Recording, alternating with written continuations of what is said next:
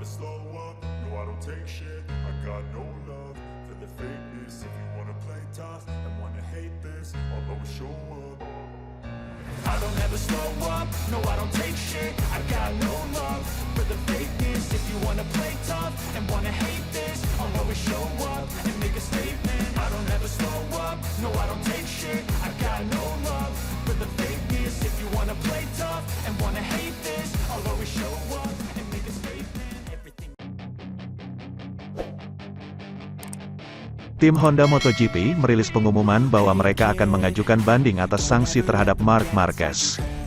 Marquez menjadi sorotan beberapa hari terakhir karena dianggap berkendara dengan ceroboh saat balapan di MotoGP Portugal. Minggu, juara dunia MotoGP 6 kali tersebut membuat dua lawannya cedera akibat insiden yang ditimbulkannya saat masuk ke tikungan 3. Jorge Martin yang berjuang untuk podium disenggol sehingga keluar dari trek dan mundur jauh ke belakang. Rider Pramac Racing mengalami patah jari kaki. Miguel Oliveira yang sedang mengejar pemimpin rombongan Francesco Bagnaia, ditabrak sampai jatuh. Pembalap RNF Racing menderita rusak tendon rotator eksternal kaki kanan. Marquez sendiri mengalami patah ibu jari kanan dan harus menjalani operasi. Ia dihukum double long lap dan harus dijalani di MotoGP Argentina. Namun, kakak Alex Marquez itu absen sehingga sanksi harus tetap dieksekusi saat berkompetisi. Honda akhirnya angkat bicara terkait situasi yang dialami pembalapnya. Mereka memperingatkan akan berjuang sampai akhir, dan mengerahkan seluruh sumber daya hukum untuk membela kepentingan tim dan sang pembalap. Sehubungan dengan sanksi yang dijatuhkan oleh FIM kepada Marc Marquez atas insiden balapan yang terjadi di Grand Prix Portugal.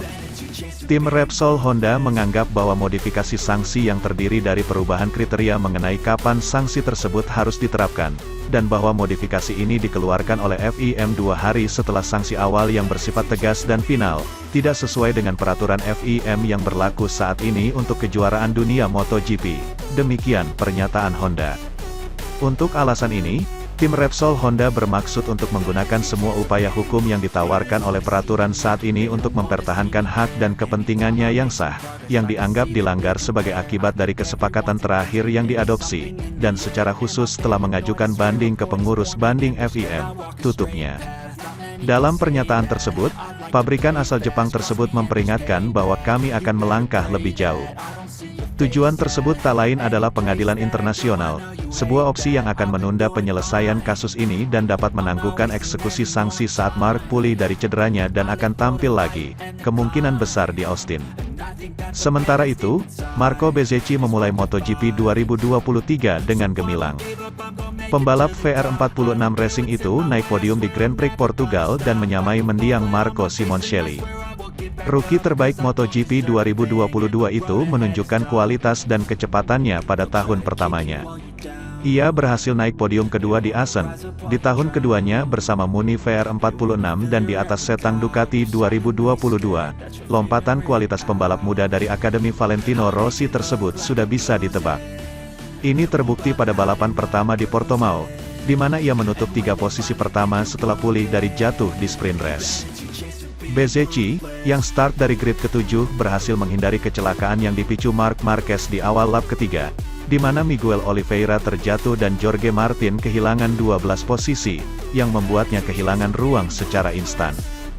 Hanya 2 lap kemudian, Bezzecchi melewati Jack Miller berada di posisi ketiga dan tidak ada yang menurunkannya dari posisi tersebut, meskipun ia harus bertahan selama beberapa lap dari tekanan Alex Marquez.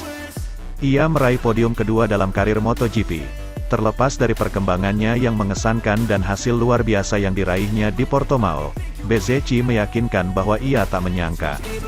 Motornya jelas lebih baik dari tahun lalu, dan itu adalah langkah besar. Perbedaannya tidak terlalu besar, tapi itu membantu dalam berkendara. Begitu saya mencobanya, saya langsung menyadarinya, jelasnya, tujuannya adalah mencoba untuk konstan. Tentu saja, saya tidak berharap untuk selalu bertarung memperebutkan podium karena saya masih harus berkembang di banyak area dalam berkendara.